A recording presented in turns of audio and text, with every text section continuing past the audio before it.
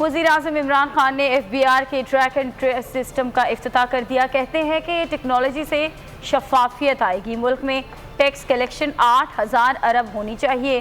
جس ٹریک پر چل رہے ہیں نظر آ رہا ہے کہ 8 ٹریلین ٹیکس اکٹھا کر سکیں گے. جب عوام کو معلوم ہوگا کہ ان کا ٹیکس ملک پر لگے گا تو وہ ٹیکس دیں گے. پاکستانی بہت زیادہ خیرات دیتے ہیں لیکن ٹیکس نہیں دیتے کیونکہ ماضی کی حکومتوں میں لوگ ٹیکس چوری کرنا نیک کام سمجھتے تھے. ماضی میں ہمارے ملک میں کوئی ٹیکس کلچر تھا ہی نہیں. Record tax collection. اور میں پھر F B R doctor Ashfaq آپ کی ٹیم کو مبارک دیتا ہوں, خراج تحسین پیش کرتا ہوں جو آپ کی ریکارڈ ٹیکس کلیکشن ہوئی ہے.